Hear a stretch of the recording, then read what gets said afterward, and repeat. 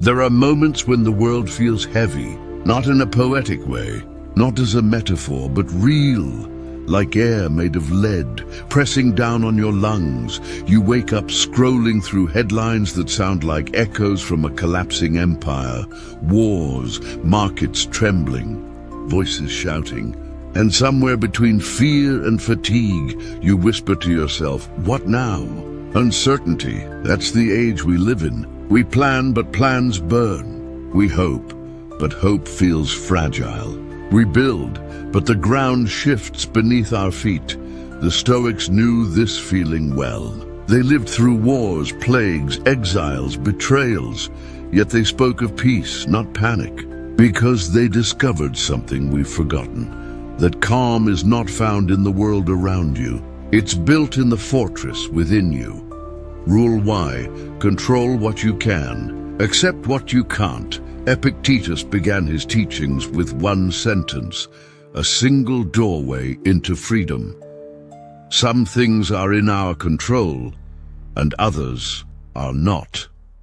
Simple, but inside that simplicity lies the hardest truth. You control your mind, your choices, your actions. You don't control the outcomes, the weather, the past, or other people's hearts.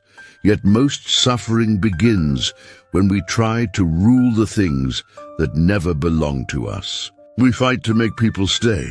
We replay words, hoping to rewrite what's already been said. We beg life to move backward, to return the version of us that didn't yet hurt, and in doing so, we lose the one realm that was always ours, our own soul. Epictetus was once a slave. He owned nothing, not even his body, but his master could not command his mind. He understood that freedom is not possession, it is perception. He could not choose his circumstance, but he could choose how to meet it. Ask yourself, how much of your pain comes not from the world, but from the refusal to accept the world, the fight against what already is.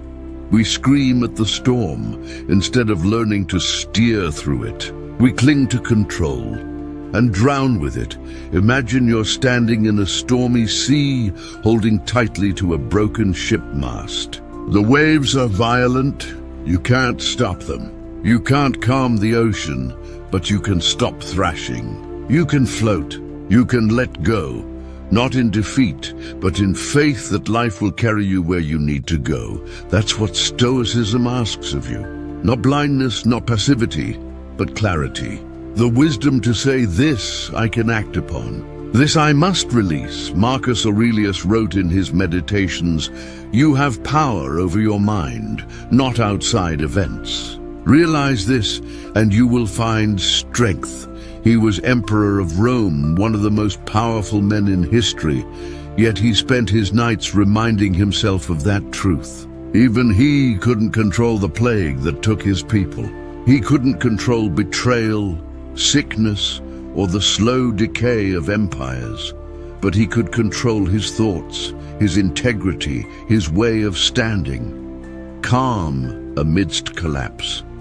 To live this rule is not easy. It feels like walking on glass, because the ego wants control.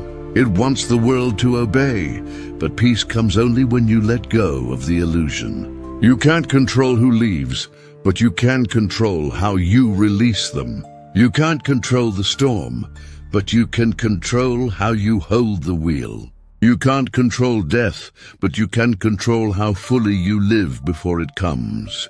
There's a quiet power in surrender. Not the surrender of weakness, the surrender of wisdom.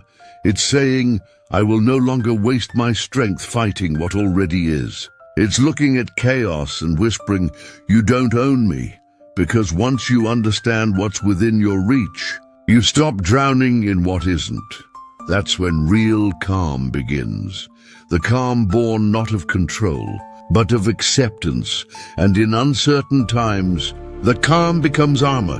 When the world burns, you breathe. When the noise grows louder, you go inward. When you lose what you thought you needed, you realize you're still here. And that's enough. Rule 2. pause before you react. Between stimulus and response, there is a space. In that space lies our power. In our response lies our growth and our freedom. Viktor Frankl, the world provokes you every second. A message, a comment, a glance that cuts too deep. Something small and almost meaningless, but it finds the nerve that hasn't healed. And suddenly you react. Not with wisdom, not with patience, but with fire. That's the trap. We think reaction is strength. We think speaking immediately, striking quickly, means control. But it's the opposite. Reaction is possession. It means you've been taken by emotion, by anger, by impulse. The Stoics called this loss of self-pathos, a sickness of the soul. When your peace depends on what happens outside you, you're no longer free. Epictetus once said, "It is not events themselves that disturb men, but their judgments about those events. It's not the words that hurt, it's what you decide they mean. It's not rejection that breaks you, it's the story you tell yourself afterward. The meaning you invent becomes the pain you live in." And so the Stoic practice begins with one skill that almost no one talks about anymore: pause. To pause is to resist the modern disease, reaction. We live in an age of reflex. Someone offends us, we post. Something scares us, we spiral. Something breaks, we announce it to the world before we even understand what broke. We fill the silence with noise, afraid that if we stop reacting, we'll have to feel. But the Stoic does the opposite. He pauses, not to suppress, but to see, because between what happens and what we do next, there's a sacred space, a breath, and that's where all your power lives. Think of a sword master in battle. The novice swings wildly, every emotion pouring into his blade. The master stands still. He waits, he watches, and only when the moment arrives, he moves. One strike, precise. Not reaction, response. That's Stoic mastery. The power not to act immediately, but to choose deliberately. Marcus Aurelius wrote, "If you are distressed by anything external, the pain is not due to the thing itself, but to your estimate of it. And this you have the power to revoke at any moment." That's what the pause gives you, a chance to revoke your judgment before it becomes your reality. When you pause, you see the machinery of your mind in motion. You notice how fast emotion tries to rewrite truth, how quickly fear becomes prophecy, how easily pride builds walls where bridges could be, and in that awareness, you reclaim yourself, because calm isn't the absence of feeling, it's the mastery of it. The Stoics didn't numb emotion, they disciplined it. They saw anger, grief, desire, not as enemies, but as wild horses to be guided. Without pause, they drag you. With pause, you ride them toward purpose. Seneca said, "No man is more unhappy than he who never faces adversity, for he is not permitted to prove himself. Adversity reveals your nature." And in the moment of reaction, that's when your true character surfaces. The pause is the crucible. It's where emotion meets discipline, where instinct meets intellect, where chaos meets control. Most people lose themselves there. They lash out, defend, withdraw, destroy, all in seconds. And later they ask, why did I do that? The Stoic already knows why. Because they never paused. The next time someone wounds you with words, don't respond. Not yet. Let it sit in silence. Let the first flame die down. Then from that calm, decide what's worth saying, or if silence itself is the answer. There's a hidden strength in the one who doesn't rush. In a world that demands immediacy, patience becomes rebellion. Imagine if every reaction you ever regretted, every argument, every message, every decision made in anger had been paused for just 10 seconds. 10 seconds between feeling and response. How many wars would end before they begin? How many hearts would remain unbroken? The Stoics practiced that delay like a sacred ritual. They treated time as medicine. Every pause was a small death of impulse and a rebirth of clarity. When you pause, the world slows. You see that not every battle needs to be fought. Not every comment deserves a reply. Not every noise deserves your voice, because the wise don't react, they respond. And response is always born from stillness. There is a moment when you begin to feel it, that cold, quiet clarity, the silence between your heartbeats, the space where thought becomes choice. That's where peace begins. Not in the absence of chaos, but in your refusal to let chaos choose for you. Rule 3, detach from outcomes. Do your duty. Let go of the results. Epictetus, there's a kind of suffering that doesn't scream, it whispers. It comes from expecting the world to follow your design and watching it refuse. You work, you plan, you pray, and still, the outcome laughs at your logic. You give your best and still lose. You love deeply and still get left behind. The Stoics called this attachment the chain of expectation. Every time you tie your piece to what might happen, you forge another link. And soon, your soul is bound to outcomes you can never control. There's a story told in the shadows of philosophy of a man who built ships. For 20 years he worked on one great vessel, a masterpiece meant to sail the world. When it was done, he stood at the harbor watching it depart. Days later, news came. The ship was lost at sea. The crowd pitied him, but he only whispered, "I built it well. What happens beyond the shore is not mine to own." That's Stoicism. Do your part. Let go of the rest. Detachment is not indifference. It's not apathy. It's clarity. The realization that the outcome is never truly yours. You plant seeds, but you don't command the rain. You build, but you don't dictate the wind. You love, but you don't control another soul's journey. The Stoic doesn't withdraw from life. They simply stop bargaining with it. Marcus Aurelius wrote, "Never let the future disturb you. You will meet it, if you have to, with the same reason that arms you against the present. The future is an illusion. It doesn't exist. Only the moment you act does." So the Stoic lives there, in the act itself. He focuses not on what he will get, but who he becomes while doing it, because outcomes are fragile, but character endures. In uncertain times, detachment becomes survival. When everything shifts, economy, people, plans, promises, the only solid ground is your inner discipline. Every day, the world asks you to bet your peace on things that can vanish: money, validation, success, love, recognition. But the Stoic bets on effort, because effort never lies. You can lose the reward, but you'll never lose the meaning behind it. Think about the moments you've suffered most. Was it truly because something went wrong, or because you expected it to go right? Expectation is a thief disguised as hope. It takes what you haven't yet received and turns it into something you think you deserve. When the universe doesn't deliver, pain arrives. But when you expect nothing, every outcome becomes a lesson. Every loss, a teacher. Every success, a quiet moment of gratitude. Seneca once said, "He who needs riches least enjoys riches most." The same applies to everything.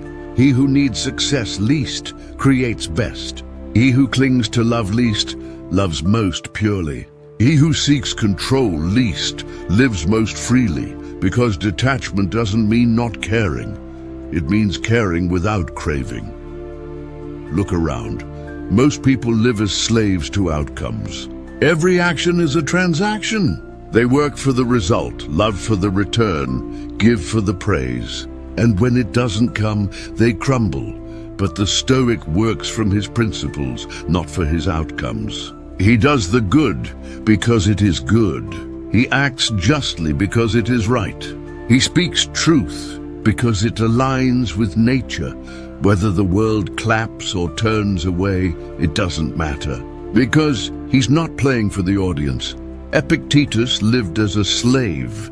He had no control over his body, his freedom, his fortune, yet his mind was untouchable. He said, when something happens, the only thing in your power is your attitude toward it. That's detachment. It's not surrender to fate. It's acceptance of your limited control. You act, but the results belong to the universe. You build, but destiny decides what stands. The wise man doesn't pray for things to go his way. He prays for the strength to stay steady when they don't. In a world obsessed with outcomes, likes, wins, recognition, detachment feels like rebellion. It's choosing to stay calm when everything around you screams for reaction. It's walking away from the scoreboard and returning to the field. It's realizing that victory is not external. It's the moment you no longer need the victory to feel whole. So when your plans fail, whisper this to yourself: I did my best. That was my duty. The rest was never mine. And when they succeed, whisper the same. Because success can chain you just as easily as failure. If you start to believe you control it, the goal is not to win. It's to remain unmoved by winning or losing. That's peace. That's Stoic freedom. You begin to see it, don't you? The calm after detachment. The stillness that comes when you no longer demand life to follow your design. The world loses its power over you. Because what can you take from a man who's already let go? Rule 4. See hardship as training. The obstacle is the way. Marcus Aurelius, there's a moment in every life when the ground gives way. When what you thought was solid breaks, plans collapse. People disappear. The things you built with care crumble in your hands. You stand there in the dust of your own expectations asking, why me? But the Stoic doesn't ask, why me? He asks, why not me? Because he understands something most never do. The universe does not conspire against you. It conspires for your growth. Hardship is not a punishment.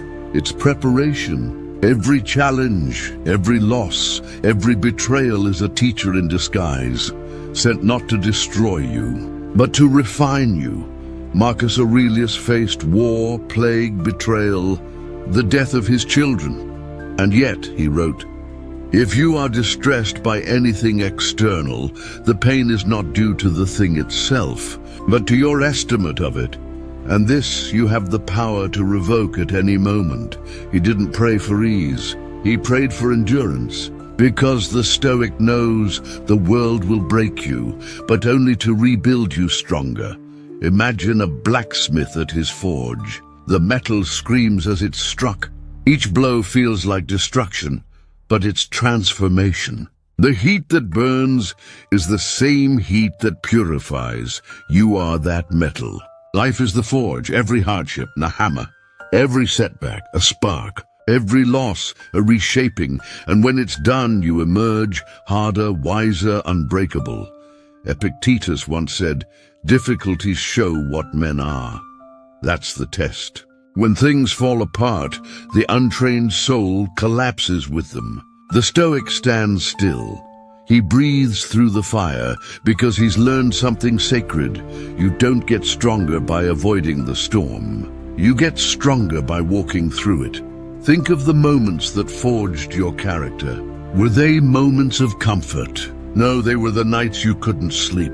The losses you swore you'd never survive. The silence after the storm when no one came to save you, and you had to save yourself. Those moments carved you into who you are now. They hurt, yes, but they made you.